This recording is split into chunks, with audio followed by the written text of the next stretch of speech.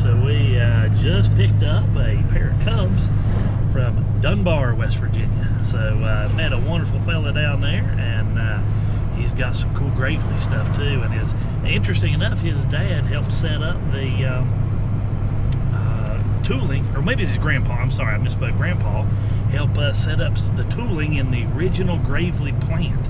So really interesting guy, and he's got a lot of neat Gravely paraphernalia. He's talking about a sign, and Dunbar sign, Gravely sales sign, so a lot of cool stuff. And had a great time meeting him down there, and we got these old lowboy and a standard one loaded up, and we're heading back to the farm. But we are here in Dunbar, which I pulled off the 4-lane off the interstate. I told my daughter, she rode down here with me. Say hi, Erin. And so she rode down with me on a 4th of July morning, and celebrating the 4th, picking up a couple of tractors. And again, we pulled off the 4-lane.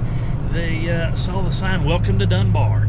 So I told her, I said, "Oh, that's the home of the Gravely," and then end up meeting the guy here that was has some heritage in the Gravely business, and he has several Gravely's too as well. So but real interesting fella. Had a great time talking to him, meeting him, and so we're going to head on up the road here, and looks like right here is going to be our sign. I wanted to catch this sign for you. And but anyway, we're going to head back to the shop, get these unloaded, and get some other stuff loaded up on the trailer. So anyway, here we go.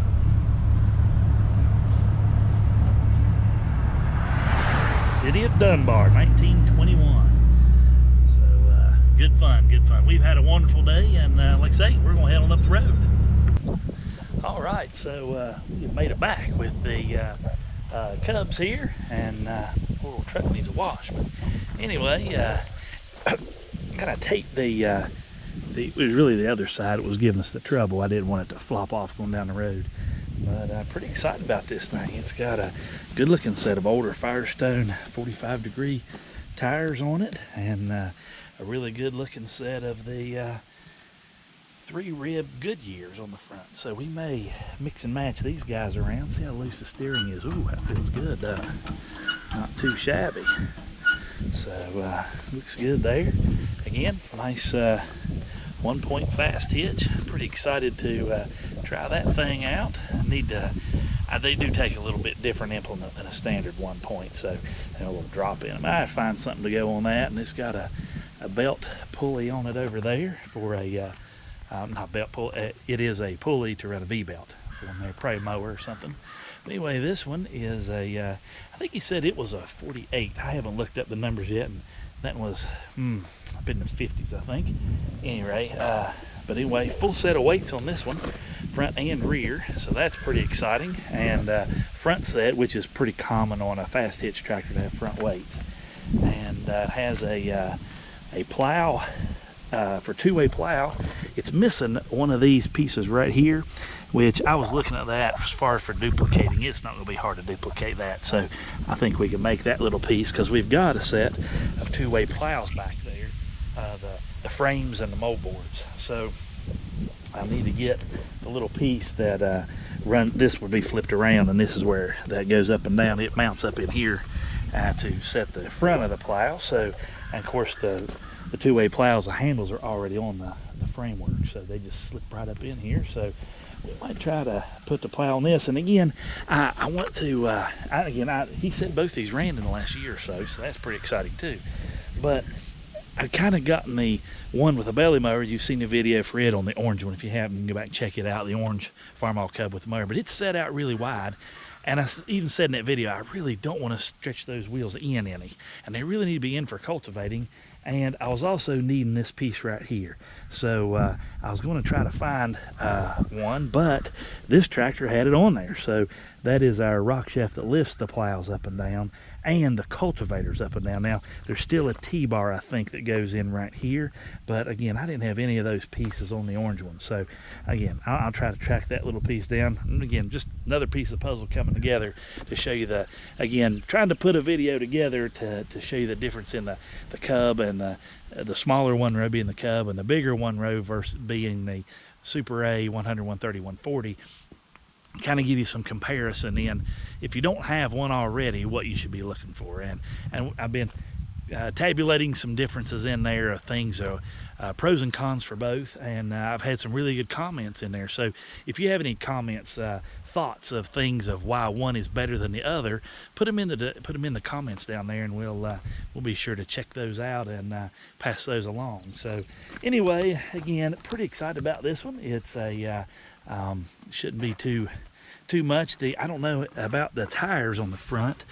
They're kind of, they're not looking great, but I've got a new set of tires that I ordered back in the spring. So worst case scenario, we'll put a new set of tires on it.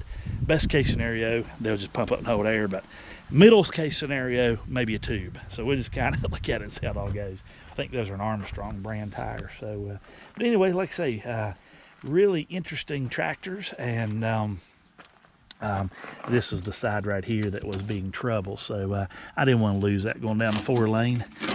I'll go ahead and untape that, and many reasons. One, I didn't want it to hurt somebody, and second, I didn't want to lose it. So see if we can get that tape off of there without peeling all the patina off the tractor, and leaving a little bit of sticky, but it'll be all right. That's another reason I want to peel that off today, so it doesn't get all the nasty stickiness on there. See if I can get some of that to stick to itself. Yeah, a little bit's coming. Still a lot of crummy paint on there, but it'll be all right. That'll all sand off. It's coming pretty good. It'll come off. That looks pretty good. All right, so there's some, yeah, a little bit right there too. We'll get all that off. Perfect. Little right there. Oh yeah, great. So anyway, so that looks real good. And but anyway, we'll get these fellas unloaded and probably hit them with a pressure washer. They could stand a good washing. And we'll get these tires cleaned up, and I might try to throw a little air in this one first, or these both tires on this one tractor, and see how all that's. Like I say, we'll just kind of look at the old girl and see what it's going to take to get her going. It did have a Gatorade bottle or something over top of that, and the battery box pieces for this tractor I think are in the bed of the truck, and it's missing a light on the front, but that's not a big deal. And it is a battery ignition versus being a coil. So but I like the garden hose trick. That's pretty interesting. So anyway, we'll get all that stuff cleaned up and give it a good bath. And again, had a really good time meeting the fella we got them from. He just had them, I don't know, I think he said a year or so he'd got them, was going to fix them up and restore them. He's got a lot of really nice projects he's restored. Does really good work, but he's kind of decided to go a different direction and not restore these. So real excited to again see these going and have some fun with them. So we'll again we'll kind of move some pieces and parts around amongst the different ones to get them all kind of where we're looking for them to be, and this gives us some opportunities. And like I say, we might try to get these running here for too much longer and let you listen to them run. So anyway, that's all we have there. I might let you watch unload these a little later.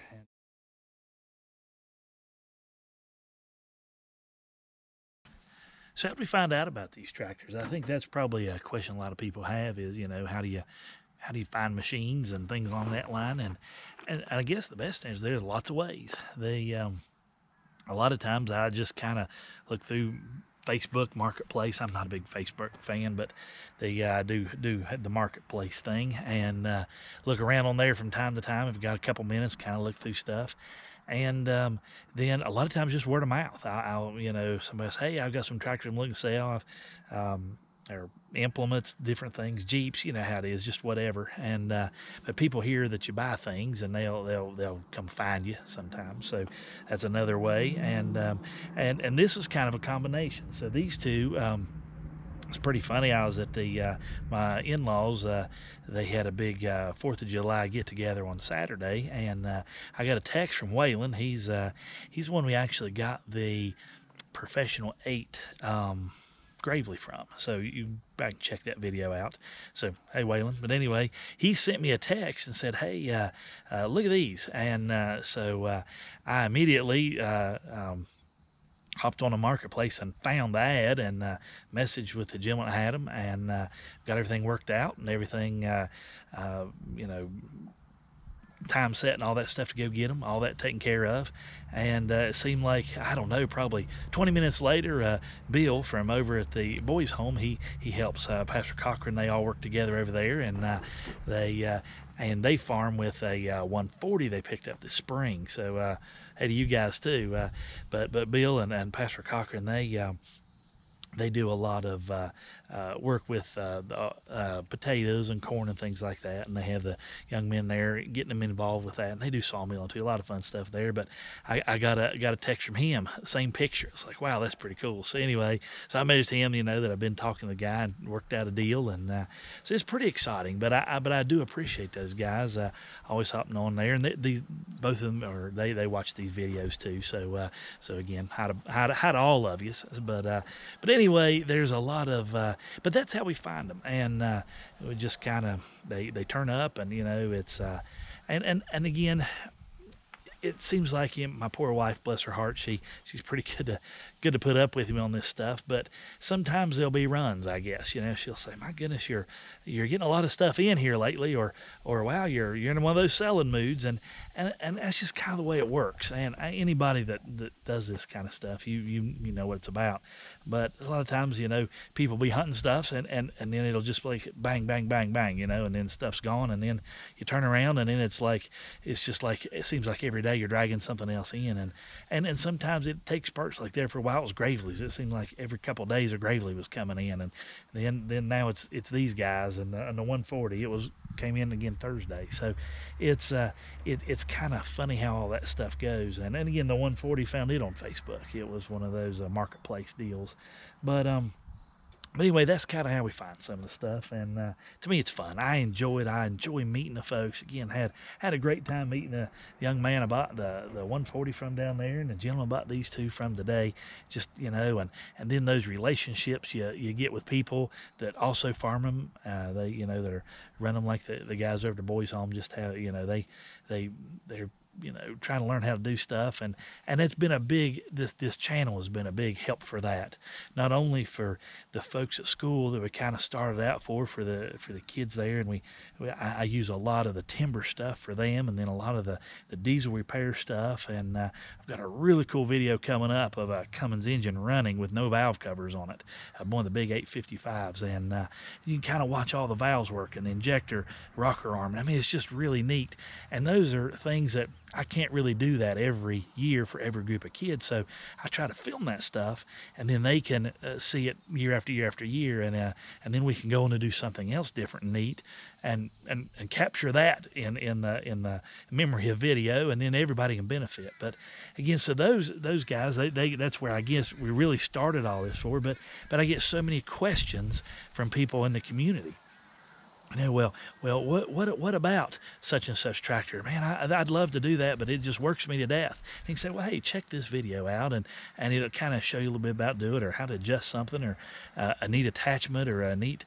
I've learned a bunch from Joey down on JT West channel down there, on helping getting cultivators set up. Again, with a lot of the stuff that they have down in the South, we just don't have up here. It never really, this area wasn't big for growing mechanized produce. So I love going down and kind of hitting different areas of the country and seeing what they're doing, and kind of bringing that here and sharing it with the folks in our community, and letting them kind of make their life a little easier through some of this machinery. But anyway, that's kind of the how we find the stuff. And again, I really appreciate it, and again, it's a great community. It's a lot of fun. It meet a lot of cool people and just have a great time. And but anyway, we've got some exciting things coming up, and one thing that I'm kind of toying with is taking some of these machines to the state fair and enter them in the they have a section for old equipment,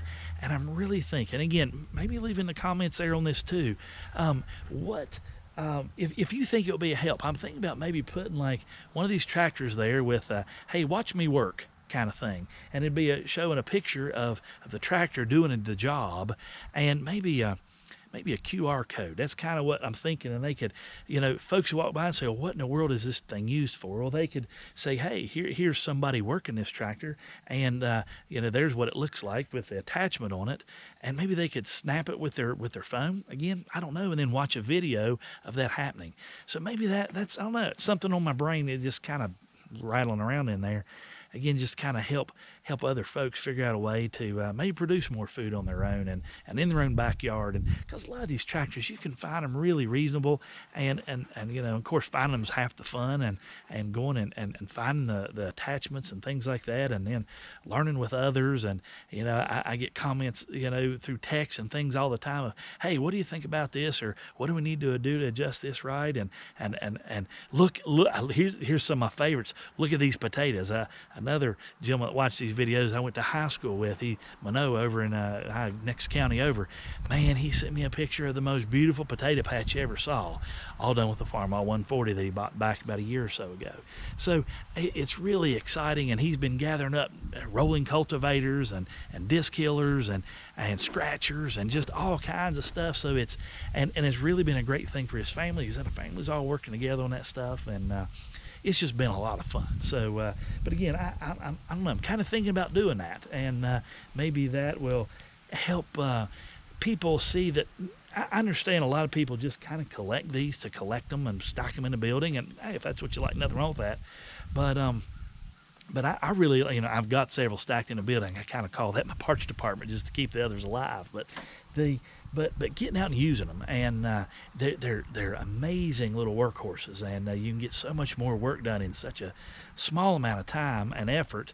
And then it kind of helps get everybody in the family out there and excited about it. And if it's not killing them all to do, if you're not hoeing potatoes for 3 days straight, you know, if you can get out there and work them in 30 or 45 minutes, it really makes a big difference. So, but anyway, that's kind of what's on my mind. I think that might be a help. So I might do that. Might I'll get my daughters on that. They're pretty savvy with technology things, unlike their poor old dad. So I might see if we can work that out and see if we can't figure out a way to maybe do that. But again, leave in the comments if you have any thoughts or ideas, and maybe also which things that you guys would think might help others, that maybe just trying to enter the tractoring and gardening and small scale farming, different attachments or processes that might be handy for them. I guess things coming to my mind might be like plowing and disking, and maybe planting and cultivating, those kind of things, but maybe even also side mower, because that saves us a lot of time with the Super A over there mowing around the pond. And I've got a few clips of video for that already gathered up, but I've got some more planned. So I want to show you how we maintain around the pond a few times a year with a side mount sickle bar mower on a Super A, which, I mean, you put them on a cub. It's actually part of that mower was on a cub at one time. So, but there's just again, a ton of uses for these. And again, so throw in the comments any uses you think might be handy. It may just be even just mowing the grass. So, but anyway, I'm going to kind of wrap this up here. And but I thought it might be interesting talking points there as to what what they're for, and again, answer some questions on how we gather these up, and again, just, it's a pile of fun, and again, just trying to keep everything in perspective, of course. But it's meet a lot of great folks, and you get a chance to talk to some neat people. So anyway, hope you enjoy this latest going and gathering. But again, don't forget, leave in the comments what process you think might be interesting for folks to see that may have never been around it before, or maybe have seen it once or twice, or remember an uncle or a grandpa that's had one of these and say, what could I do with that? So anyway, we'll catch you a little later.